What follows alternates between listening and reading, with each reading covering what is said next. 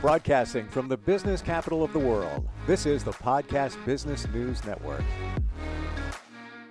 And welcome back, everyone. This is one of those situations that we will be faced with at one point in our lives, if not already.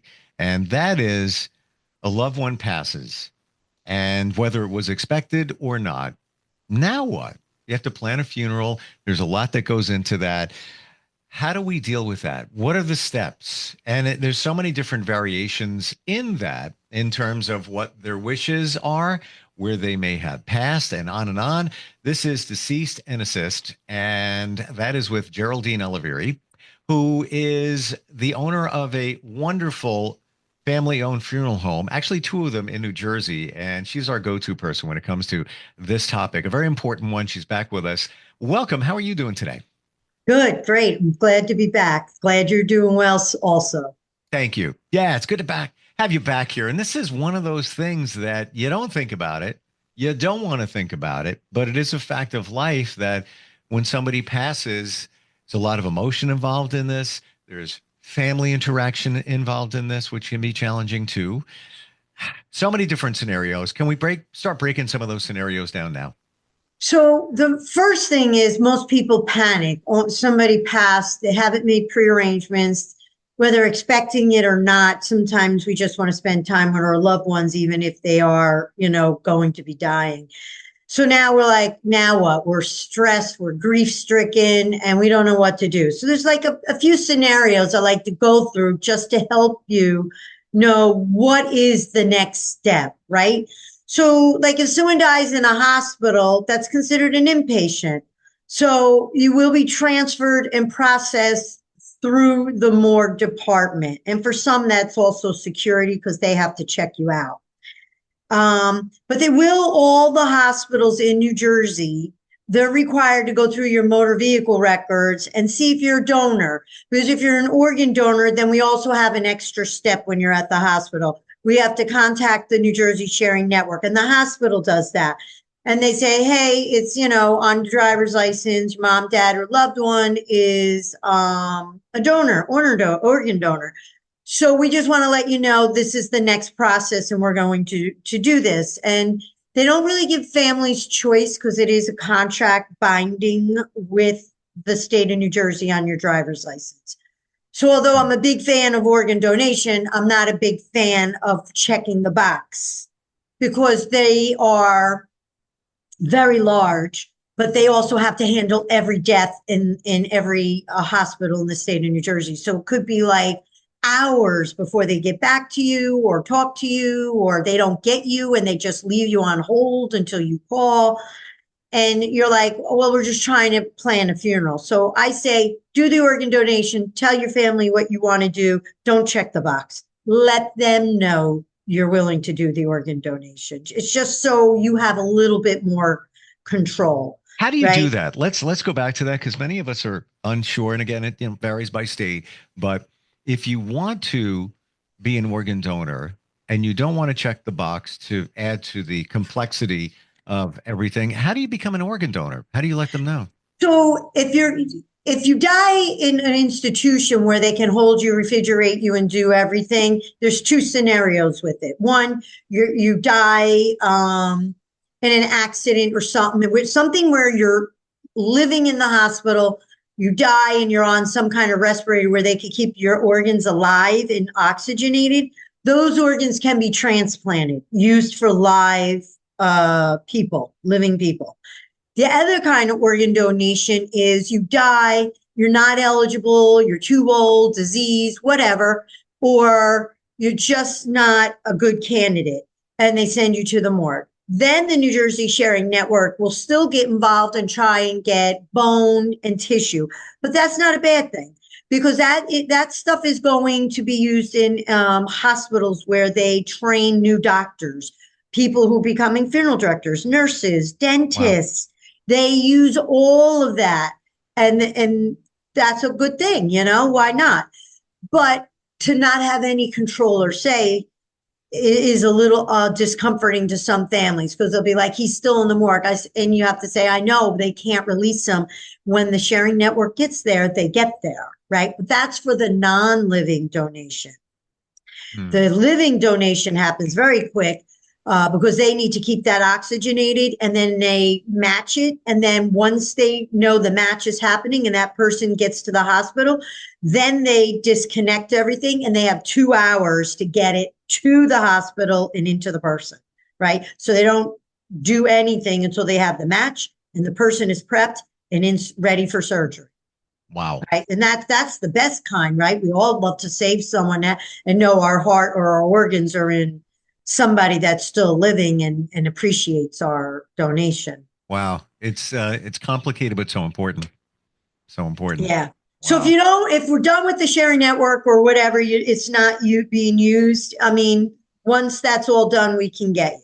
But if you die in an emergency room in the hospital or you're an inpatient under 24 hours, you're immediately a medical examiner case. They have to review the documents, see why you were brought in. Do you have doctor's care, or do we have to go by what happened when you came in off those doctor notes, or are we doing an autopsy because nobody knows what happened, right?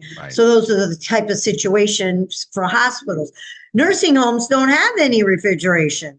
So because they don't have refrigeration, you're really not a candidate for any type of network sharing of organs. And then you have 2 hours to make sure the funeral home gets there. So it really amazes me that New Jersey lets nursing homes not have refrigeration, because people who go there most likely die. They have DNRs and stuff like that. Sure. So why don't we have refrigeration? I don't know. So they give us 2 hours to get there. So when you go to a nursing home, they make you list a funeral home of choice that you want to use, so that if they can't get you, they call us. But if they can get you, they ask, do you want to come in and see your loved one one more time? Which is nice. That's a challenge to you and your staff, because you got to get there within a certain amount of time. Yeah, they give you 2 hours. Wow. 2 hours. Yep. Unless the family's coming in. If the family comes in, the clock doesn't start till the family leaves. Gotcha. Wow. Right. So it's not too bad. The nursing homes are all close enough. You know, they're not usually too far. You can get there. But again, that's just in my area. I don't know about the whole state. I know Ocean County, that's all the nursing homes are like, yeah, 2 hours, you know, but what are they going to do? You get there when you get there. But we try to get there really fast, because if they're going to have a viewing, the best way to have somebody look the most natural, of course, is to get them, bring them back and do the embalming immediately, right? No refrigeration. So they look so much more like themselves. That's all. So that's why we like to do it also. So we don't care about the 2 hour rule. What you just said is the things that nobody knows. But it's the thing. It really, I mean, you probably take it for granted because you've been doing this for literally decades. But this is the stuff that the rest of us kind of wonder about, but we don't ask. And who do you ask? But you wonder about it. Yeah, the faster we get you and the faster we can get out the systems that are going to, like the blood that's going to get tainted and affect everything. Because you got respiration, cell respiration still going on and still living off, you know, because a lot of the cells lift off dead material. So they're living off that respiration in those cells in your body.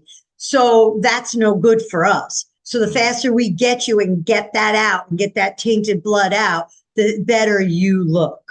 Wow. You know, you look, yeah. And that's just what we try to do, you know.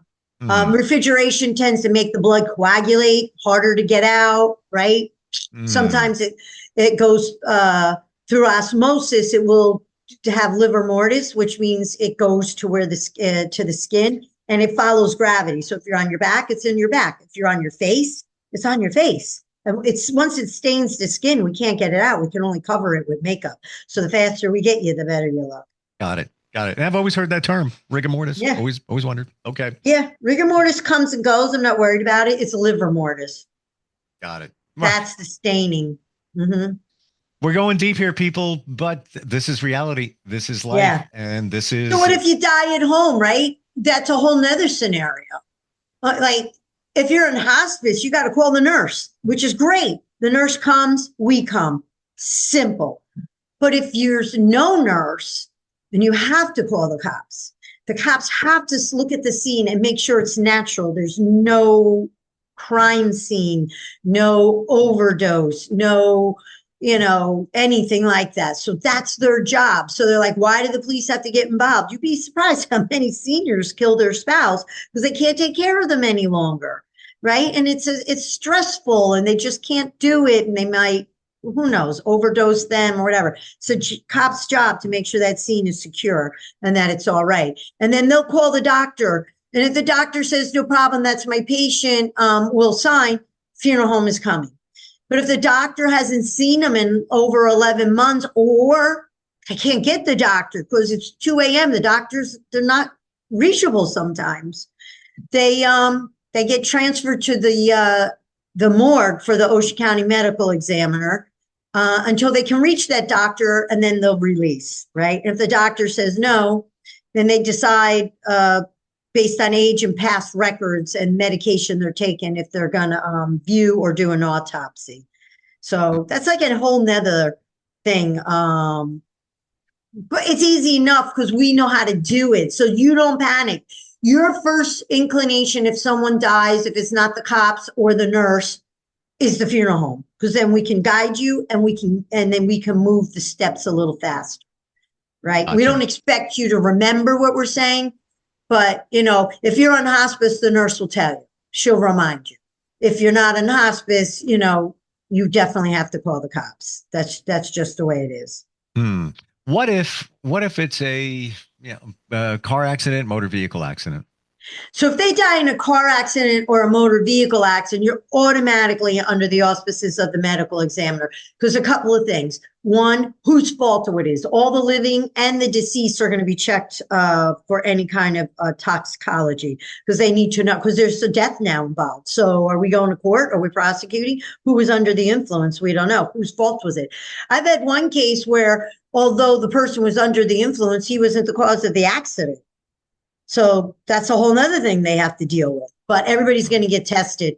And then they goes to the medical examiner, because what if it's not intentional or accidental? What if you're trying, like life insurance pays double indemnity. And that means if you have a $100,000 policy, you're getting 200, because it's either death by accident or dismemberment, right? So a lot of people have these $1,000 policies that don't pay, but they will if it's a car accident and it's accidental.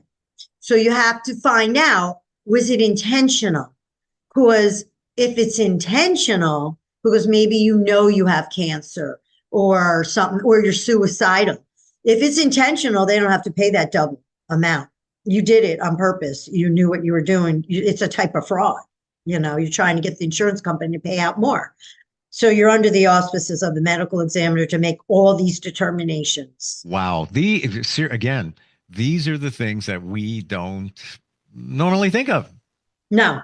Wow. No, we don't. And there's like so many little loopholes and different things and angles, and but they're up on it, so they know, and they can pay attention to it and just figure it all out. But we can get you out.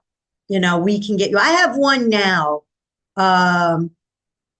He's a diabetic. So he dies, and it just happened not even a day ago. And the family, of course, call the police. The police get in touch with the doctor. The doctor says, no problem, I'm going to sign. You can take the person into your custody. Okay, we take them into our care. Luckily, we didn't do anything yet because we didn't speak with the family. And the situation was 3 months ago, he had a car accident. And the car accident was somebody else hitting him and being prosecuted, but not fully done yet, right? Not 100% done, not, still got to go to court. Ocean County prosecutors working on that. And they're like, hey, don't touch that person. We need to do an autopsy. What if it was a direct result of something in the accident and we don't know? Maybe it had nothing to do with his diabetes. We're like, could be, we don't know. So they're like, we're coming and just transfer it to us and we'll let you know what we're going to do. But I really do believe they're going to do an autopsy because they haven't gone to court and prosecuted this guy yet. So first it's, just some kind of accident under the influence, now could be manslaughter. Right? Wow. And this just happened. I mean, we still don't have them. It was only a couple of days ago. We still don't have them because they're working out these details of what they're going to do. And because they need toxicology, they need, I don't know, They need a direct link. I don't know what type of accident. I don't know how much he was injured or how long he was in the hospital. These are things we're not privy to. Only the prosecutor knows. So they're going to make that determination. You have to, because of the nature of your business, you get in the middle of a lot of different situations. A lot of situations, unfortunately, because people are unfortunately die many, many, many different ways. Even like ODs, who sold them the drugs? They now trace that back because sometimes there's fentanyl in it or they put something in it. They trace that back now. Because I don't know, but they know. They say there's markers in there. They can trace it back to certain people who sell certain drugs, and they can write down to the drug dealer that sold it to them, and they're going to jail. It's manslaughter. Again, you might as well put the needle in his arm yourself.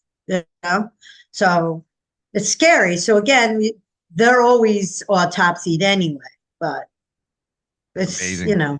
What about active duty, somebody in service? Oh yeah. So if somebody dies in active duty, and no matter what branch, as long as you're active duty, you can be on PTO, paid time off. If you die, I have many situations. It's so funny.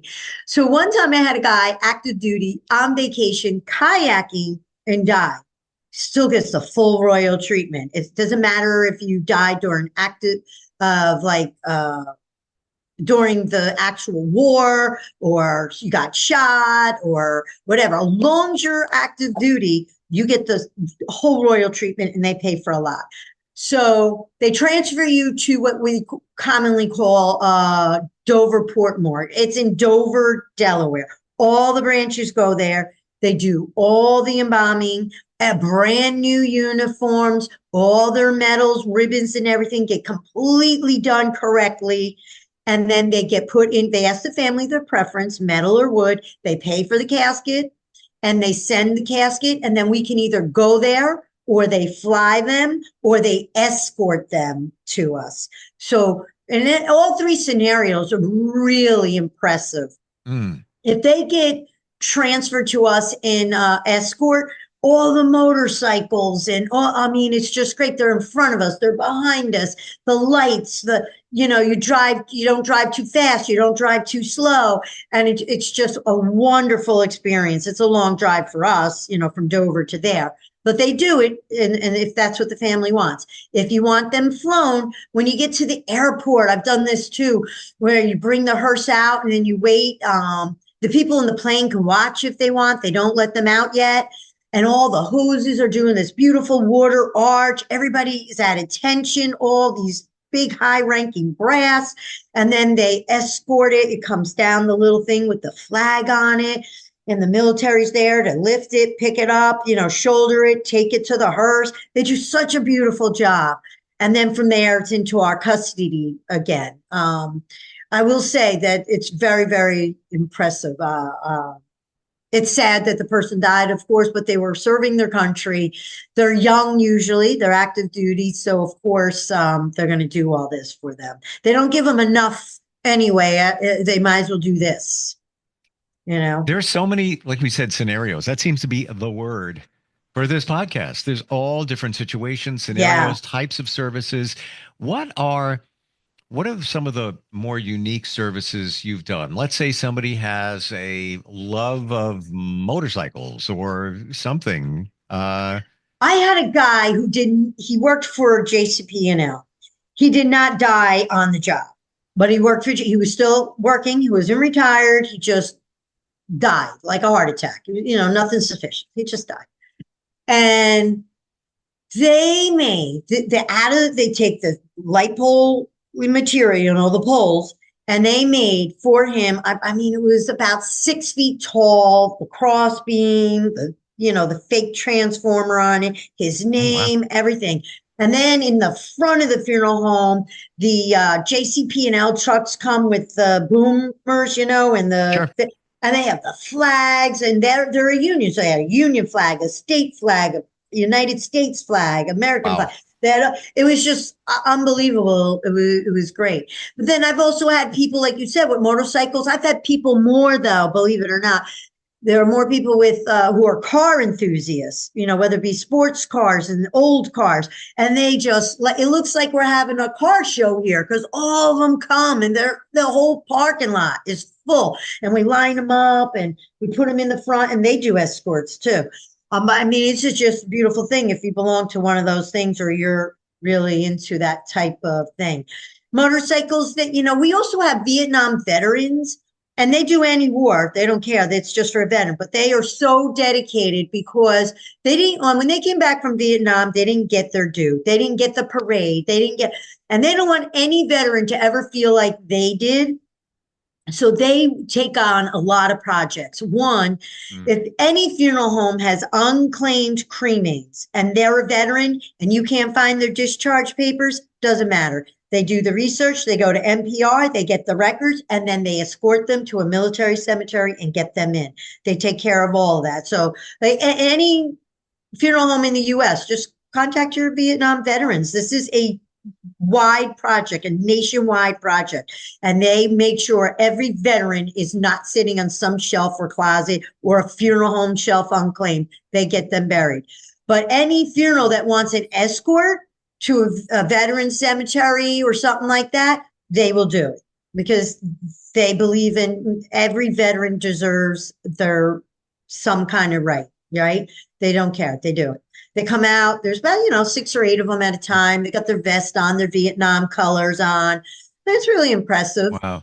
You know? Have you had a situation where somebody, because of, let's say, their affinity for something, whatever it may be, opted not to be transported in a hearse, but used a different vehicle?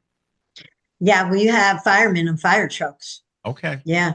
Wow. We have also, there's about 5 in the country because they're very expensive, but there's 5 and they will trailer them too if you want to rent them. They're the motorcycle caisson with the glass and you put the casket in there and it's pulled. I've seen it pulled by a motorcycle. Because they have to get a special transmission put in because of the weight and everything. So, but they trailer them to you. And there's like 5 in the country because they're so expensive, right? Wow. Well, yeah.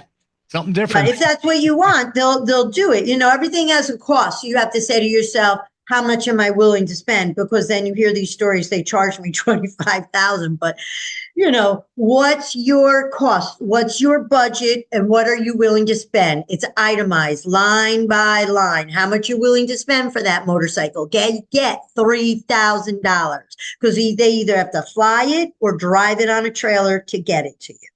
Right. So they charge minimum $3,000. Sure. But you know what? If that's somebody's love and that's how they want to be sent off, why not? That's it. Why? We should all have some kind of unique celebration or life celebration, however you want it, term you want to use. We're all individuals. There's no 2 people alike, just like our fingerprints. So why are our funerals cookie cutters? They should not be cookie cutters. They should be, I would like mine to be more unique.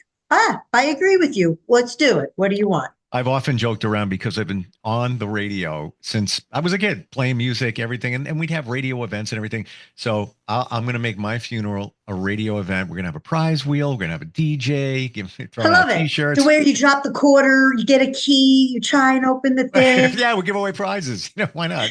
Why not? Free T-shirts. Absolutely. And they can say, Steve says goodbye. I don't know, whatever it is. I don't know. We should have your golden microphone there, like your baby shoes. We should bronze it, put it on display. See, this is why you do what you do. You're creative. If somebody just throws you the ball, this is what I want, something different. You get it done. Yeah. How do we find you? I know you have 2 funeral homes in New Jersey. What's your website? The normal olivieriefuneralhome.com, and both when you go there, you can see both under the pictures. You just pick Manchester or Jackson location. You'll see both. Yep. Thank you for today. Thank you for giving us all the insight, all the things that we've always wondered about, the process of passing, which is a fact of life. I really appreciate it. Oh, you're welcome. Call me anytime, even off the radio if you need. Answer this question. I got the answer. All right. Appreciate it. We'll be right back. You're welcome.